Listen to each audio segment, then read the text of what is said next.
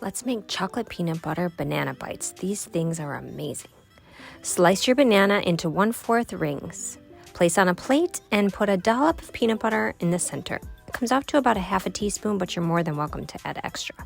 Making the chocolate, you're going to do a low heat on your stove, and I started with 1 tablespoon of coconut oil, 2 tablespoons of good organic cocoa powder, a pinch of pink Himalayan sea salt, a tablespoon of coconut sugar, and I mixed everything up really well with some cinnamon.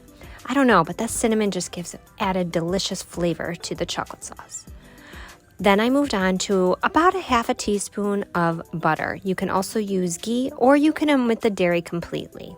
I just like it because it creates a silky texture to the chocolate sauce. Give it a good taste, and I added an additional 1 tablespoon of coconut sugar. I really like to use maple syrup when I make the chocolate sauce as well. I took 2 tablespoons of walnuts and I just crushed them up into a bag. This adds a great crunch topping. The bananas were in the freezer for about 30 minutes. I pulled them out and topped them with all of that yummy, silky chocolate sauce. Use it all up, and it's okay if it gets on the plate. That'll just be an extra treat for later.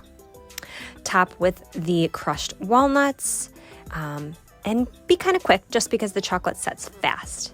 Then add a little sprinkle of pink Himalayan sea salt and put back in the freezer for about 30 minutes or until frozen. I pulled them out and I just used a metal spatula to gently lift them from the plate. I keep them in an airtight container, and I like to keep them in the freezer.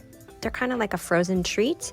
I can't stop eating them, and I even saved all that extra chocolate and walnuts. I don't know. We love chocolate and we love bananas, and I think my son does too. Enjoy!